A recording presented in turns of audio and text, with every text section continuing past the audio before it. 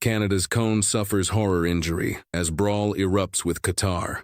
At World Cup, Jesse Marsh said you could hear it from the bench. Not see it, hear it. The sound of a leg breaking, carried over the noise of a packed stadium. Loud enough that a World Cup head coach, standing 30 yards away, would remember the exact sound for the rest of his life. That's not commentary dressed up for a thumbnail. That is the actual description. Canada's manager gave reporters less than an hour after it happened, and in the space of about 4 seconds, a routine, scrappy, forgettable-looking challenge near the touchline turned into the only thing anyone is talking about from Canada's first-ever World Cup win. A 6-0 demolition of Qatar that nobody is going to remember for the goals. Here is what actually happened. In order. Because the order matters. Canada and Qatar met in Vancouver in a Group B fixture that, on paper, looked like a formality. Canada, playing in front of a home crowd at BC Place, was already cruising. Qatar had been reduced to 10 men before the half-hour mark, after a first-half red card left their backline exposed and their game plan in ruins. By midway through the second half, Canada was up 3-0. Comfortable, professional, doing what good teams do against opponents who are already beaten. Then, Ismaël Koné, 24 years old, Montreal raised. The kind of dynamic, ball-carrying midfielder every modern coach builds a system around, went chasing a loose ball near the touchline. Qatar's Assim Madibo came in from behind. It wasn't a flying lunge. It wasn't a leg breaker by design. By almost every account from people who were on the pitch, it looked, in real time, like nothing. And then Koné was on the ground, and he wasn't getting up. What followed is the part that actually built the moment. Koné grabbed at his lower left leg immediately. Players around him went quiet in that specific way that tells you, before any replay, before any medical update, that something is genuinely wrong. Canada's captain, Stephen Eustachio, was one of the first to reach him. "I saw his leg. I saw that something wasn't right," he said afterward. Not panic in his voice, just the flat, plain language of someone describing a fact. Canadian reserves came off the bench and formed a ring around their teammate before the medical staff had even finished jogging onto the field. The stretcher came out fast. Koné went onto it with his leg already locked into an air cast, and as he was wheeled off, he lifted a hand and waved to the crowd. People who were in that stadium will tell you the entire building rose for him. Not for a goal, not for a save, for a wave from a stretcher. That image, more than anything in the highlight reel, is what this story is actually about. On the pitch, officials initially showed Madibo a yellow card. After a video review, that call was upgraded to a straight red, Qatar's second dismissal of the afternoon, leaving them to finish the match with 9 men, against a Canada side that smelled blood and kept scoring. Nathan Saliba came on for the injured Koné and buried a free kick minutes later, then lifted Koné's own jersey into the air as a tribute, before he'd even celebrated with his teammates. Canada's hat-trick hero, Jonathan David, kept scoring too, but his post-game comments weren't about his own night. "If there's a play where you cannot win the ball, there's no point," David said of the tackle. "It's just to hurt people." That's not a neutral assessment. That's a teammate saying, on record, that he believes what happened to Koné crossed a line that has nothing to do with a 50-50 ball. Koné was taken straight to a hospital. Canada Soccer later confirmed he'd undergone successful surgery to repair a fracture in his lower left leg, with his recovery expected to be full but his World Cup over. He posted a message to fans thanking them for their support, calling himself fortunate despite everything. Marsh, visibly emotional in his press conference, used a word that's been repeated in every recap since: shaken. His team, he said, was shaken. He also said something that matters more than it sounds like it should, that Koné is such a great kid, that losing him is a huge loss, and that the locker room had to find a way to refocus and finish the job their teammate wanted them to finish. That's the texture of this story.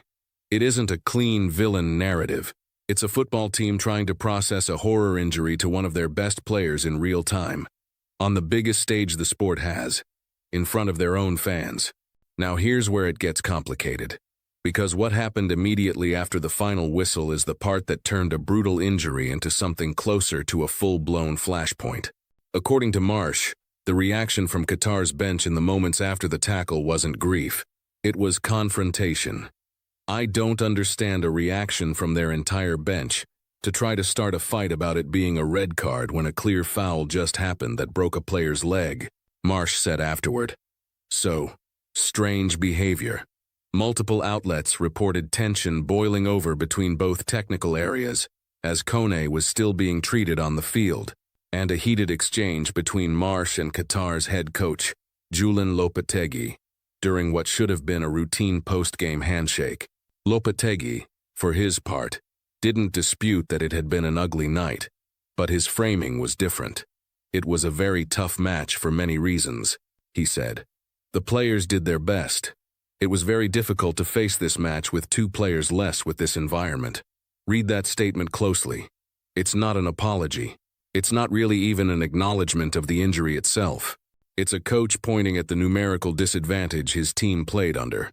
A real fact, but one that, in this context, sounds less like context and more like deflection. That's the first institutional response here, and it's the one that's drawn the most criticism.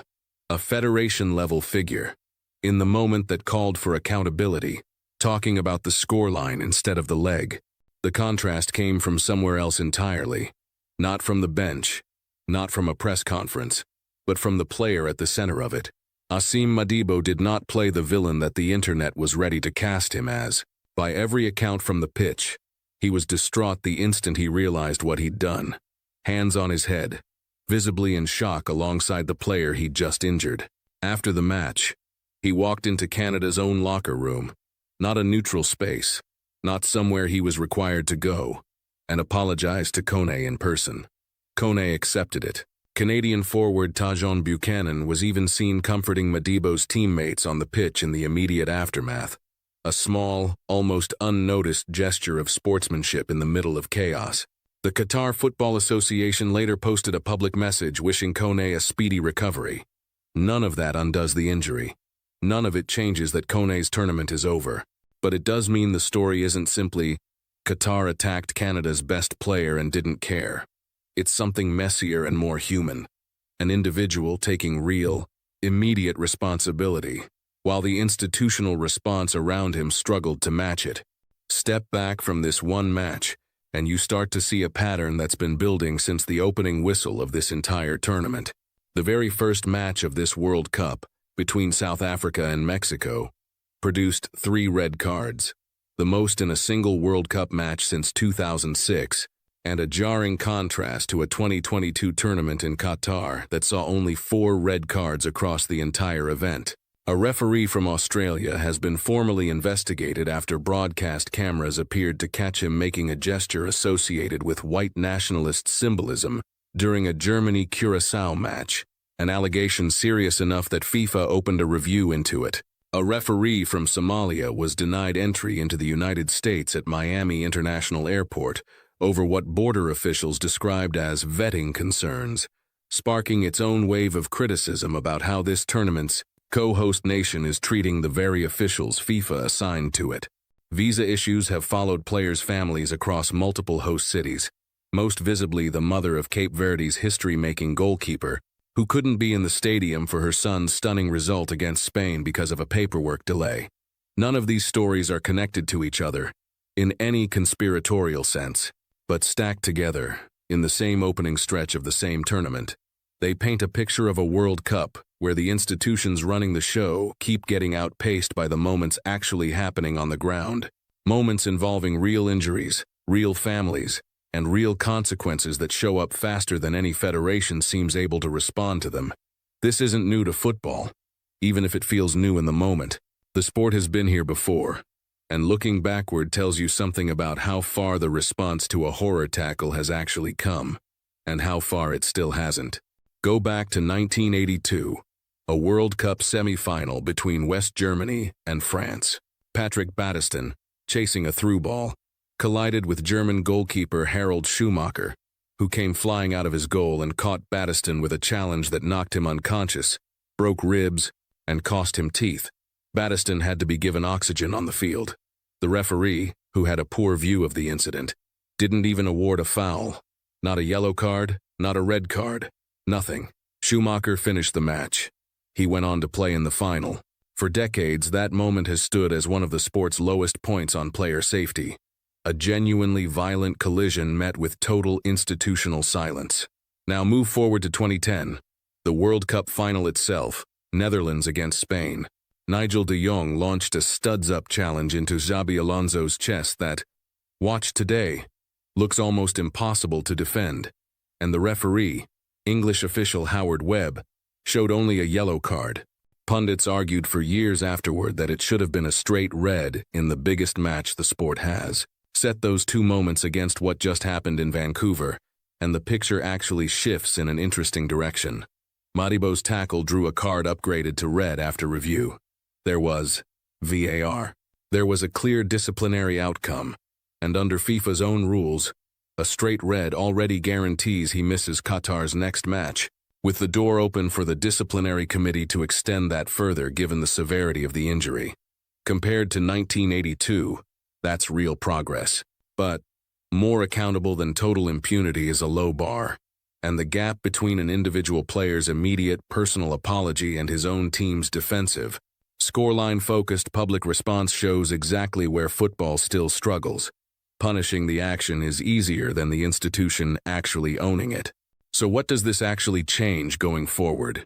For Canada, it's a serious blow at the worst possible time.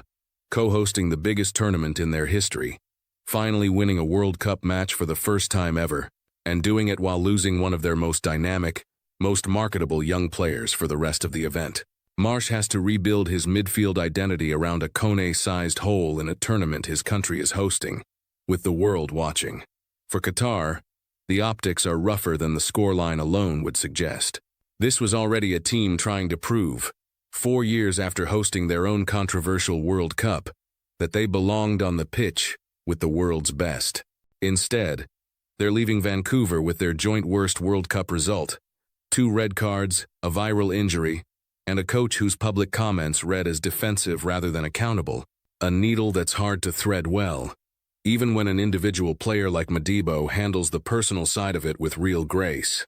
For the tournament as a whole, this is one more data point in an opening stretch already defined by red card records, refereeing controversies, and visa chaos, and every additional incident raises the same uncomfortable question. Is this co-hosted, 48-team, 3-country expansion of the World Cup actually built to handle moments like this with the consistency the sport's biggest stage demands? Here's what's worth sitting with, whichever side of this you land on.